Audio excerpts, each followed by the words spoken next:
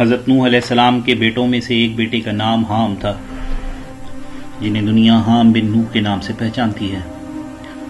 حام بن نوح اپنے باقی دونوں بھائیوں کی طرح اپنے عالی قدر والد کی ایمہ پر چلتے ہوئے دنیا کے جنوبی حصے میں پہنچے اور یہاں سکونت اختیار کی۔ ان کے 6 بیٹے ہوئے، جن کے نام یہ ہیں: ہند، سندھ، حبش، افرنج، ہرمز اور بویا۔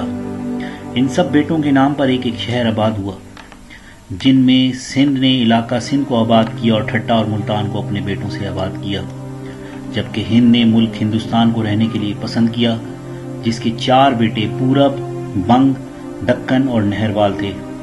جو علاقے آج کل ان ناموں سے موسوم ہیں وہ انہی کے آباد کیے ہوئے ہیں۔ دکن کے 3 بیٹے ہوئے: مرہٹ، کنہسڑا اور تلہنگ۔ آج تک ان کی اولادیں دکن میں قوموں کی صورت میں آباد ہیں۔ نہروال کے 3 بیٹے، جن کے نام بھروج، کمبال اور مہاراج ہیں۔ ان تینوں کے نام پر بھی شہر آباد ہوئے جہاں ان کی نسلیں رہتی ہیں۔ نہر کے تیسرے بیٹے بنگ کی بہت اولاد ہوئی، جنہوں نے سرزمین بنگال کو آباد کیا اور وہاں افزائش کا ذریعہ بنے، جبکہ ان کے سب سے بڑے بھائی پورب کے یہاں 42 بیٹے ہوئے، جن کی اولادیں اس قدر بڑھی کہ انہیں اپنے خاندان میں سے ایک شخص کرشن کو اپنا فرمانروا منتخب کرنا پڑا۔ کرشن کے عہد حکومت میں بعض صنعتوں کا قیام عمل میں لایا گیا اور تقریباً 2000 گاؤں اور قصبے آباد ہوئے۔ ان کے 37 بیٹے تھے اور عہد حکومت 400 سال تھا۔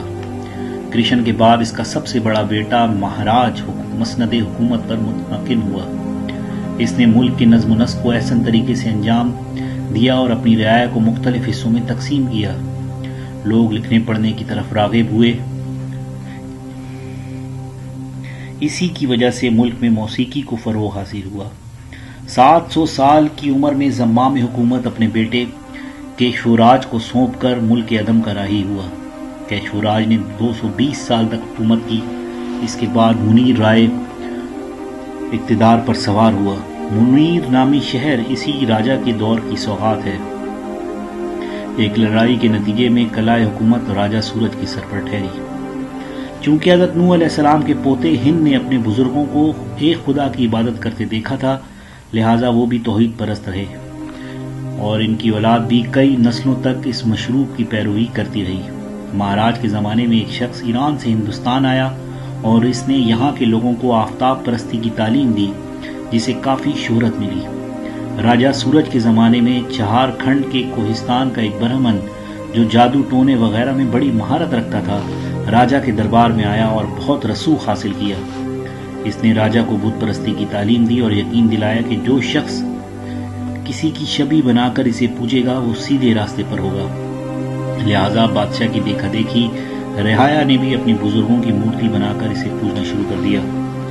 خود راجہ نے بھی دریائے گنگا کے کنارے کنوج نامی ایک شہر تعمیر کر کے وہاں بت پرستی شروع کر دی، کیونکہ وہ اس کا دارالسلطنت بھی تھا۔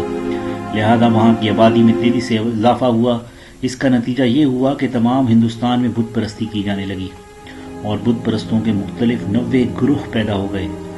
راجہ تو 250 سال کی عمر میں مر گیا، لیکن ہندوستان میں یہی بت پرستی آج تک جاری ہے اور ہندو قوم آج 22 کروڑ دیوی دیوتاؤں کے قائل ہیں۔ یہ تمام حقائق ہندوستان کے عظیم اور مستند مورخ ملا محمد قاسم ہندو شاہ المعروف فرشتہ کی کتاب تاریخ فرشتہ سے ماخوذ ہیں۔ ہندوستان کے برہمنوں کے مطابق ہندوستان میں بت پرست پہلے سے رہتے ہیں اور مسلمان بعد میں آئے، لہذا ملک پر حکومت کا حق صرف اور صرف ہندوؤں کا ہے۔ یہ بات اچھی طرح واضح ہو گئی کہ ہندوستان میں سب سے پہلے آ کر بسنے والے انسان توحید پرست تھے اور اسی نسبت سے مسلمان بھی تھے، جیسا کہ قرآن مجید نے حضرت ابراہیم علیہ السلام کو مسلمان قرار دیا ہے۔ لہٰذا ہندوؤں کو اپنے غیر معمولی اور غیر معقول عقیدے کی تصحیح بھی کرنی چاہیے، جس کی بنیاد ایک شخص نے صرف بادشاہ کے دربار میں رسوخ حاصل کرنے کے لیے ڈالی تھی۔ لہٰذا یہ بات تاریخ فرشتہ کے حساب سے تقریباً طے ہے کہ ہندو قوم دراصل حضرت نوح علیہ السلام کے بیٹے حام بن نوح کی اولاد ہے، اور ان میں آج جو بت پرستی پائی جاتی ہے وہ ایک شخص کی دربار میں اثر و رسوخ حاصل کرنے کے لیے ایجاد کی گئی تھی۔